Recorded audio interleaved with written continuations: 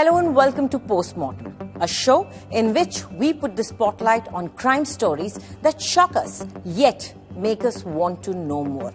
Today our spotlight is first on the menacing Pakistani grooming gangs in UK that target minor girls and sexually abuse them. We uncover how these gangs have operated fearlessly right under the noses of British law enforcement authorities and child protection services for almost 3 decades. From back home, we bring you the tough crackdown of the Special Task Force of Haryana Police on the alleged glorification of guns and gangs in songs. Let's first begin with the shocking crimes of Pakistani grooming gangs. An unsettling incident unfurls in Hounslow, West London. 200 members of the Sikh community gather, chanting, "Jo bole Sonihal, Sat Shri Akal."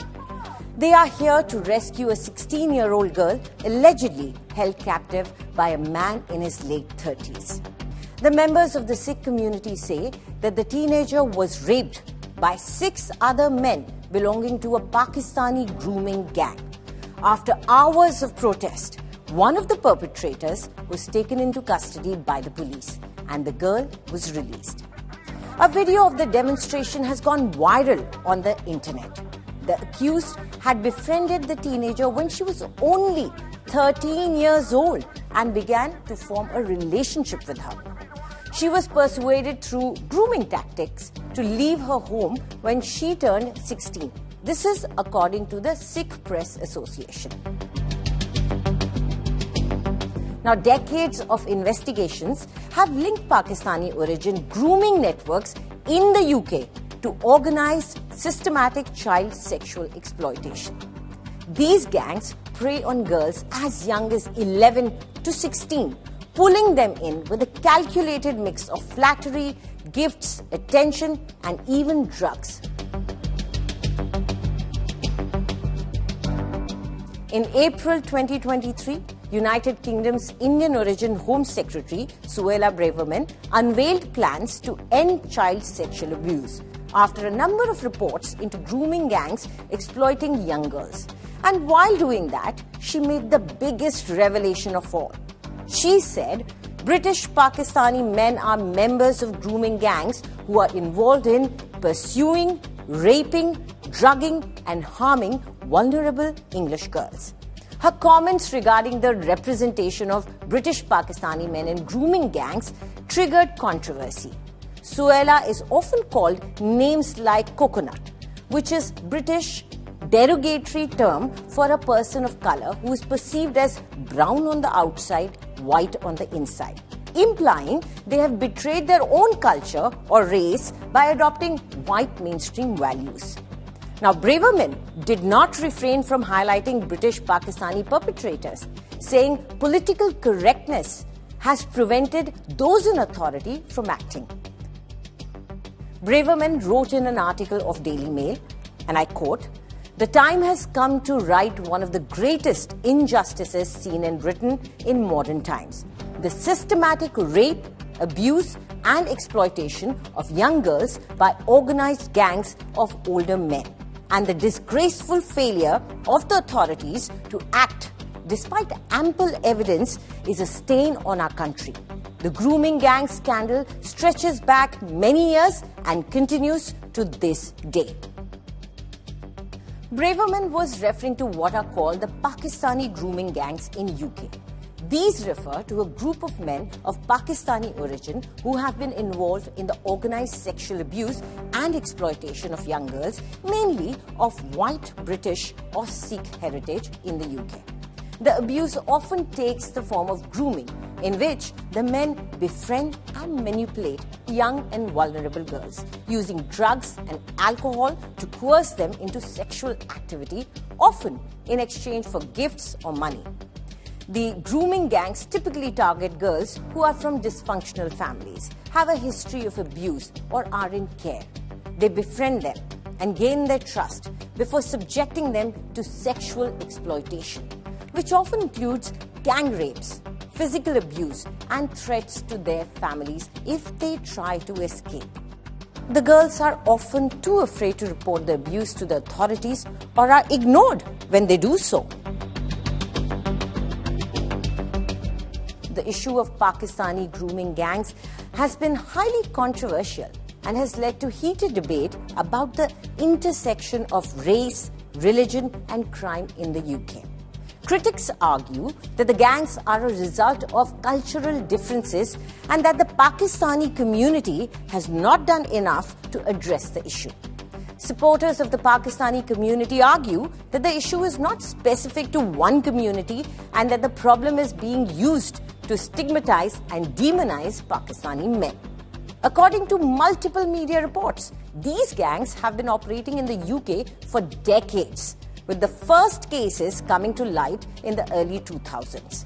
The cases have been reported in several cities across the country, including Rotherham, Rochdale, Oxford, Telford and Newcastle. Some of them came under the media glare as well.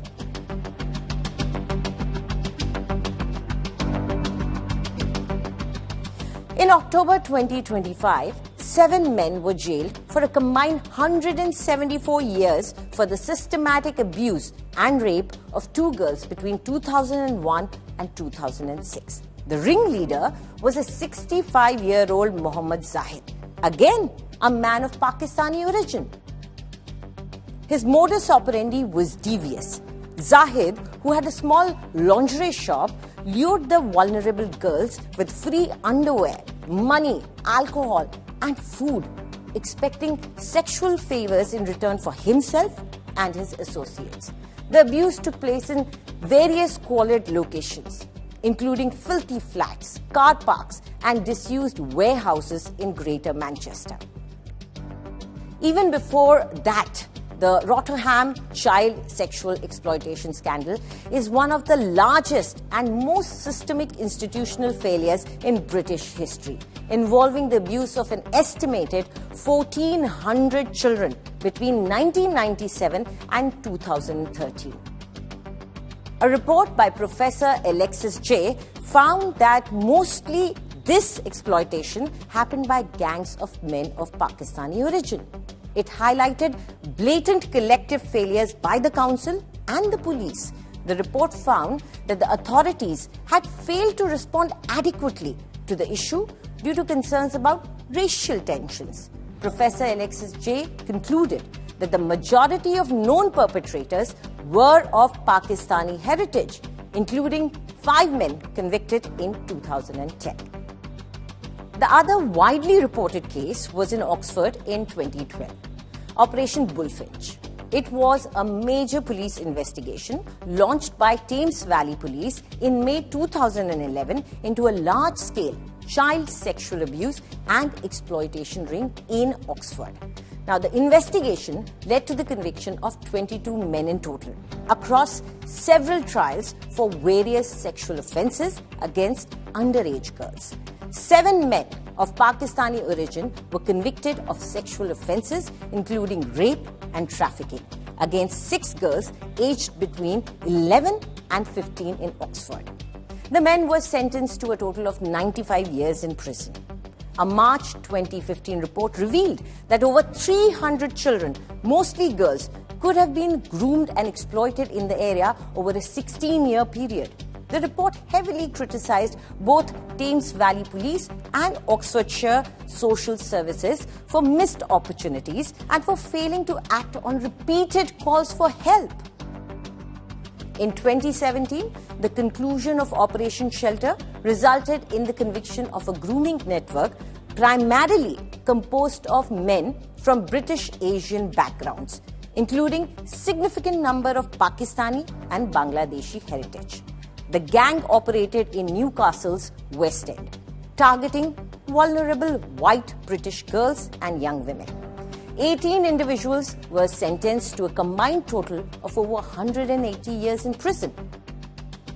In 2018, a report by the Sunday Mirror found that up to 1,000 girls, some as young as 11, had been sexually exploited in Telford over a period of 40 years by mainly men of Southern Asian heritage.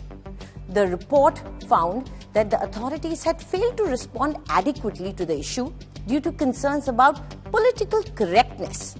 The inquiry into the Telford abuse scandal, which published its report in 2022, found police dismissive of claims of abuse, with one saying these girls had chosen to go with bad boys. There has been criticism of the response of law enforcement agencies to grooming gangs, with some arguing that the authorities have been slow to respond to the issue or have been completely reluctant to investigate cases due to concerns about political correctness or the potential for racial tensions. Authorities were found to have ignored the crisis for nearly 2 decades due to fear of racism, as staff and counsellors were nervous about identifying perpetrators' ethnic origins for fear of being labelled racist or upsetting community cohesion. Worse was the victim blaming. Police often viewed victims as undesirables or prostitutes rather than children in need of protection. In fact, now it has surfaced that reports outlining the crisis in 2002, 2003 and 2006 were suppressed or ignored by senior officials. The system did not just fail these children, it chose not to see them. And it continues to do so as cases like the Hounslow are still happening. And now, guns, gangs and Ghana. Can a song glorifying guns and gangs influence the youth to commit crime? Yes, I know it sounds very vague. But then, that's not how the Haryana Police views it. It is on a mission to straighten out not just the gangsters, but also the singers who make them sound larger than life. Haryana Police have launched a sustained statewide crackdown on Haryanvi songs and music videos that glorify guns, gangs and criminal lifestyles, pulling down dozens of tracks from major platforms and warning artists of legal action if they continue to promote crime culture. The drive, led by the state's Special Task Force or the STF and cyber units, has turned the Haryanvi pop scene into a front line in Haryana's wider battle against gang networks and online radicalization of youth. अब नवयुवकों को अश्लीलता, अपराध तथा नशे और gun culture की तरफ प्रेरित करते थे।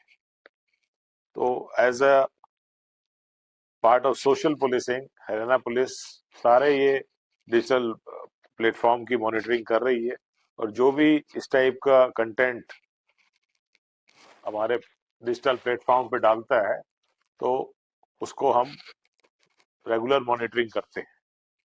कलाकार, ये जो सेलिब्रिटी एक बार का स्टेटस प्राप्त कर लेते हैं तो ये एक बड़े इन्फ्लुएंसर बन जाते हैं और हमारी यंग जनरेशन, जेन ज़ी जनरेशन के यंग माइंड को बहुत ज्यादा इन्फ्लुएंस करने का काम करते हैं। Haryana Police say they have removed or blocked 67 songs from digital platforms such as YouTube, Spotify, Amazon Music, Gaana and JioSaavn for promoting gang lifestyle, glorifying weapons, violence and even attempting to intimidate the judiciary. The tracks were identified over nearly a year-long investigation by the STF and cyber teams, which flagged content portraying gangsters as aspirational figures and projecting a luxurious life linked to crime. According to official statements, the crackdown began in February 2025, with more than 10 objectionable songs taken down in March alone, and has since expanded into a larger campaign to cleanse social media feeds of the crime culture content. Now, police have also issued notices to digital platforms, making it clear that they will not be allowed to host material that glorifies gangsters, weapons or violence.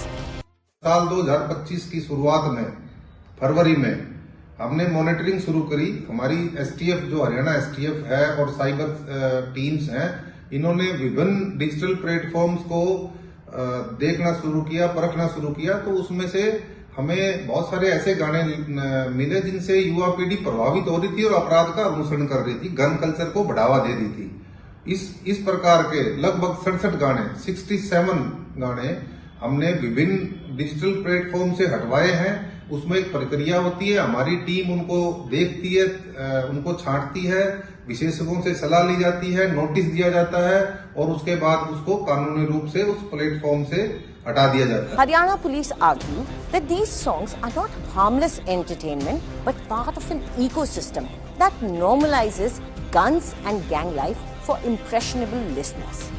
Investigators say their review found lyrics and visuals that glamorized murders, gun attacks and defiance of courts while showing criminals in designer clothes, luxury cars and foreign locations.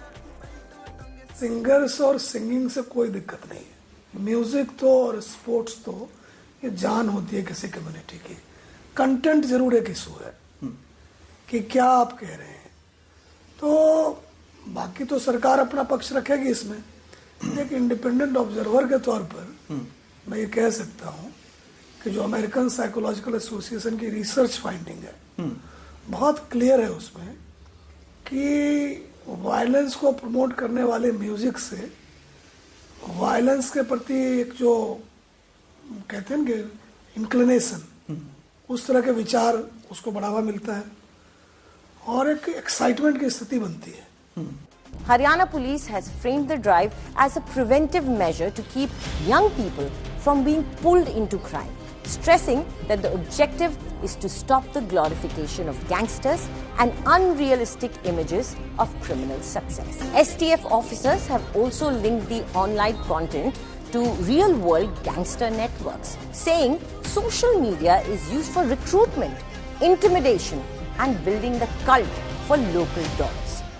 Haryanvi artists now find themselves under closer scrutiny, with some of the removed or blocked songs belonging to popular singers and rappers.